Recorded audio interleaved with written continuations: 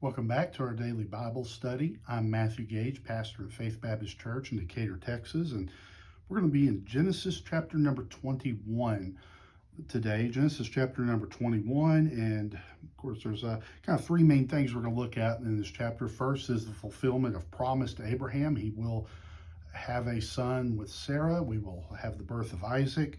We will have the other son, Ishmael, born through Hagar. We'll have him dismissed from the household, and we'll deal with that. And then we'll have a covenant made with Abimelech, and we'll see him come back in from last time, and an agreement made there, and we'll talk about some of the circumstances of that. But anyway, those are kind of the three main things we're going to look at in this chapter. So let's just jump right on in. Verse 1, chapter 21, Genesis. And the Lord visited Sarah as he had said, and the Lord did unto Sarah as he had spoken. For Sarah conceived and bare Abraham a son in his old age at the set time of which God had spoken to him. So the fulfillment of promise here. Sarah has a child, long past childbearing age. We're going to find out here in a little bit that Abraham is 100, she is 90. So even in those days of lengthened lifespans, that's still an extraordinary thing, which also I didn't mention this in chapter number 20, but think about Abimelech wanting to marry Sarah. Was she looked like a grandmother at the time? I've seen people, including J. Vernon McGee, say that part of this is that Sarah may have been kind of given a rejuvenation by God, and that she had kind of went back to youth during this time, and as part of the miracle of this process. I don't know. That's a theory I've seen running out there, so I just thought I would acknowledge it, which might explain why Abimelech wanted to marry her if she's up in years. So verse number 3. And Abraham called the name of his son that was born unto him, whom Sarah bare to him, Isaac. Isaac, the name means laughter. You'll remember both Abraham and Sarah both laughed when they heard that they were going to have a son because of their advanced age. And so they named their child Laughter, which I think is funny. It kind of starts out with the laughter of unbelief, and that turns into the laughter of joy at this point. So I think there's something beautiful in that. Verse 4, and Abraham circumcised his son Isaac, being 8 days old, as God had commanded him.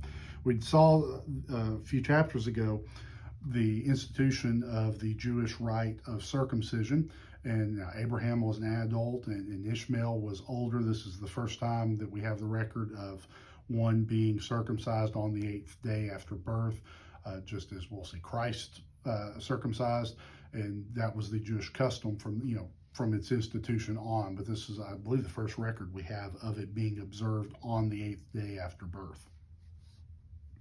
Verse 5, and Abraham was 100 years old when his son Isaac was born unto him. Verse 6, and Sarah said, God hath made me to laugh, so that all that hear will laugh with me. And she said, who would have said unto Abraham that Sarah should have given children suck? For I have borne him a son in his old age. And the child grew and was weaned, and Abraham made a great feast the same day that Isaac was weaned. Now, what age is this? Now, in modern times, usually we consider a child weaned, and off of milk, breastfed or formula or whatever. Usually by about a year of age or so. Maybe a little bit longer, but usually about a year of age or so, somewhere in that range. In those days, it evidently went quite a bit further. I was trying to find the references and I couldn't find it. But I think I've seen references that he could be as old as maybe like 7 or 8 at the time. So, but anyway, this is a big deal. It's kind of, advancing from infanthood into childhood, not full manhood yet, doesn't appear, but still a major mark in the advancement of this young man's life. Verse number 9. And Sarah saw the son of Hagar the Egyptian, which she had borne unto Abraham, mocking. So remember, here in the midst of all this joy, we also have Hagar and her son Ishmael that she had borne to Abraham. And in the midst of the celebration for Isaac, here he is in the background mocking the new child. What is he saying? I don't know. The scriptures here don't really say. It appears that it was pretty bad what he said with Sarah's reaction. Of course, we've already seen Sarah and Hagar's, the jealousy and the relationship there is already very bad. So I don't know how bad this was. There's no details really given as to what it was, but I think it probably was very harsh, whatever was said, and probably said to Isaac, demeaning him. And, there's no mad like mama mad, and Sarah got mama mad right here. Verse 10, wherefore she said unto Abraham, cast out this bondwoman and her son, for the son of this bondwoman shall not be heir with my son, even with Isaac. And the thing was very grievous in Abraham's sight because of his son. Abraham loved Ishmael. Now, he knew in his faith in God, and God's message to him is that Isaac was the child of promise. That's the line that he would be a father of a great nation. But yet Ishmael, there's promises that he's going to be the father of nations also, that he's going to be a great individual. And I think Abraham loved Ishmael. And here it is. This is really weighing on Abraham. I think he sees what needs to happen, and he knows what his wife is prompting him to do, but he himself is very hesitant to follow through with kicking out Hagar and Ishmael. Verse number 12, God intervenes, says, and God said unto Abraham, let it not be grievous in thy sight because of the lad and because of thy bondwoman. And all that Sarah hath said unto thee, hearken unto her voice, for in Isaac shall thy seed be called. And also of the son of the bondwoman will I make a nation, because he is thy seed. So God says, it's okay. I will still watch over him, and reiterates the blessings and the direction and the divine providential choice that he made, that the righteous line kind of going through Isaac. So verse 13, verse 14. And Abraham rose up early in the morning and took bread and a bottle of water and gave it unto Hagar, putting it on her shoulder and the child, and sent her away. And she departed and wandered in the wilderness of Beersheba. That's there in the very southern part, the wilderness area, the southern part of Israel, down south and southwest of the Dead Sea. Verse 15, the water was spent in the bottle, and she cast the child under one of the shrubs. Verse 16, and she went and sat down over against him a good way off, as it were a bow shot. And she said, let me not see the death of the child. And she sat over against him and lifted up her voice and wept. So now in despair, here they are out there in the middle of nowhere in the wilderness. Their supplies are gone. She has tried to make her son comfortable. And how old is he at this point? I kind of picture him as a teenager. Once I was trying to find reference, and I couldn't find. I've seen some people talk about what they think how old he is, but I couldn't find that. But I think he's probably a teenager at this point, if I remember correctly. And anyway, has left him over, found a cool place, shade from the sun. And basically she's given up at this point, saying, we don't have water, we don't have supplies, we're going to die. And I don't want to see it, but her motherly instinct, she can't go too far away. She goes off just as far as an arrow would go. So she's close enough to still, if there's an intervention of some sort, she could still run to his aid, but far enough away that she didn't want to witness the death of her son. Verse 17, and God heard the voice of the lad, which always interests me. God heard the voice of the lad, but we don't have a record of him praying. We have a record of her crying, but him praying we don't see. I think that's a very interesting thing. It's a great unheard prayer in the scriptures. Continuing there, it says, and the angel of God called to Hagar out of heaven and said unto her, what aileth thee, Hagar? Fear not, for God hath heard the voice of the lad where he is. Arise, lift up the lad, and hold him in thine hand, for I will make him a great nation. And God opened her eyes, and she saw a well of water, and she went and filled the bottle with water and gave the lad drink. And God was with the lad, and he grew and dwelt in the wilderness and became an archer. And I'll go and read verse 21. And he dwelt in the wilderness of Paran, and his mother took him a wife out of the land of Egypt. So here we have God intervening, revealing the well of water. The solution to the problem was right there, just hid from her sight. I would like to think just in her despair, she just had given up and quit looking, and there's a well of water she just didn't see, or perhaps God just teaching her a lesson and kept that from her. But anyway, she sees the well of water.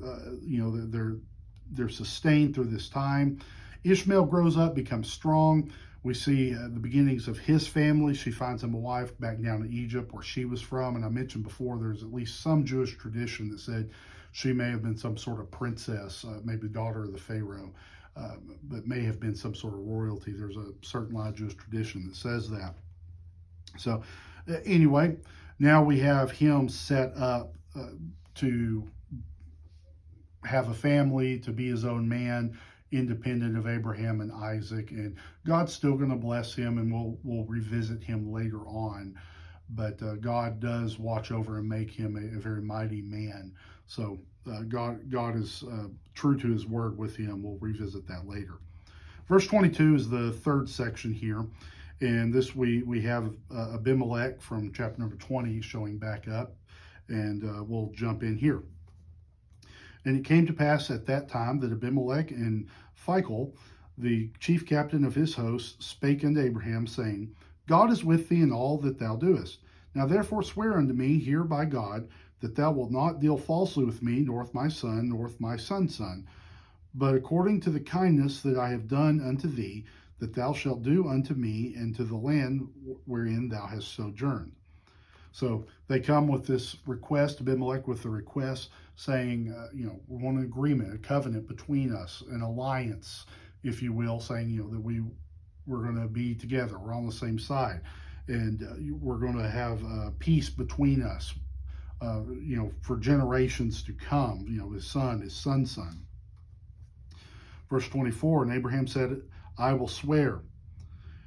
Abraham says, of course I will. But now verse 25, there's a little bit of unfinished business here. It says, Abraham reproved Abimelech because of a well of water which Abimelech's servants had violently taken away. So he says, I will swear it, but I got one little deal here I want us to take care of. Abraham says, I had a well of water, and some of your servants, some of your men came along, took it from me. And Abimelech responds back to that, verse 26. Abimelech said, I wot not who hath done this thing, neither didst thou tell me, neither yet I heard of it, but today. So he says, Abimelech pleads innocence, ignorance of the deal. And it does kind of sound, just honestly my take on this, I don't think he knew this would happen. He would have stopped it or made recompense for it. But when it comes up, he's basically, I think he's saying, I didn't know about this, and kind of read between the lines saying, don't worry, we'll take care of it.